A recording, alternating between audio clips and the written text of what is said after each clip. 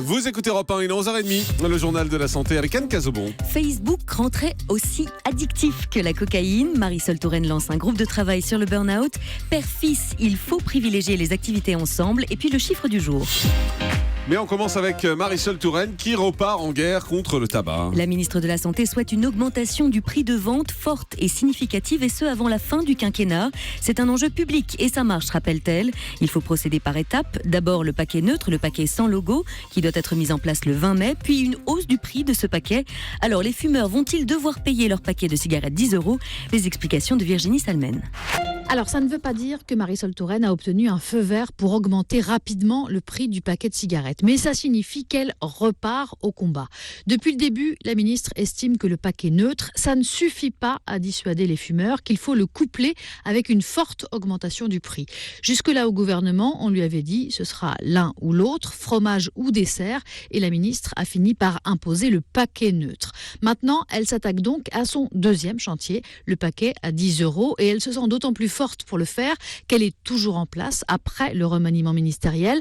Marisol Touraine se sent donc, comme après une élection, prête à redescendre dans l'arène. Alors le paquet ne montera sûrement pas à 10 € avant la fin du quinquennat parce qu'il n'y a pas d'accord gouvernemental là-dessus.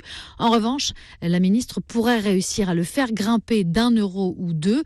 Nous avons joint Bercy hier soir où l'on nous assure qu'il n'y aura en tout cas aucune augmentation du prix des cigarettes en 2016. Marisol Touraine qui est décidément sur tous les fronts, puisque la ministre de la Santé se penche également sur le burn-out. Elle cherche à définir médicalement ce qu'est cette souffrance au travail. Un groupe réunissant des médecins, des experts et des chercheurs va être mis en place pour définir la maladie et la manière de se soigner. Il faut dire que tout est très flou autour du burn-out. Les chiffres d'abord, on estime entre 30 000 et 3 millions le nombre de personnes touchées en France par cette pathologie médicale dont les symptômes sont un épuisement émotionnel et une dépersonnalisation. Rappelons qu'à ce jour, aucun pays n'a encore reconnu le burn-out comme maladie professionnelle. Facebook serait aussi addictif que la cocaïne. Moi je dis non à la drogue.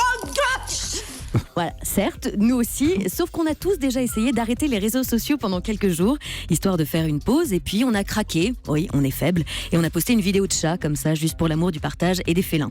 Nous serions donc de grands junkies, de véritables toxicomanes, si l'on en croit cette étude américaine qui vient de montrer, grâce à une IRM, que Facebook stimule les mêmes zones du cerveau qu'une drogue comme la cocaïne. Déjà en 2012, une recherche américaine avait démontré que le réseau social était plus addictif que le sexe ou le tabac. Concrètement, la surdose de Facebook peut aller jusqu'à empêcher les usagers de contrôler leur impulsivité. Du coup, des thérapies cognitivo-comportementales se mettent en place pour lutter contre cette addiction. Père et fils, rien de tel pour passer de bons moments ensemble. Mais oui, où es-tu papa, hein? Ce serait bien que tu sois là et qu'on passe du temps ensemble, et rien qu'ensemble. C'est en tout cas ce qui serait bon pour chaque jeune homme, notamment à la période de l'adolescence. Plus que de paroles, les relations avec la figure paternelle se doivent d'être construites sur des actions communes. C'est ce que rappelle Christian Krumb, psychopraticien et auteur de Père-Fils.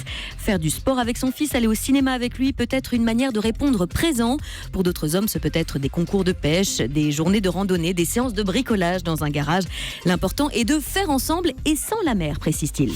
Allez, on termine avec le chiffre du jour. 9 Français sur 10 s'informent auprès du médecin. Alors on dit souvent que ce sont vers les forums internet que les Français se tournent, vers Doctissimo et autres, ou vers les remèdes de grand-mère. Eh bien pas du tout. Les Français plébiscitent plutôt le médecin comme premier interlocuteur en matière de conseils sur la santé. C'est une enquête réalisée pour l'Institut BVA qui le montre. Enquête qui montre également que plus de 8 Français sur 10 sont satisfaits de la qualité des soins prodigués par les généralistes, les infirmiers, les spécialistes ainsi que les dentistes et orthodontistes.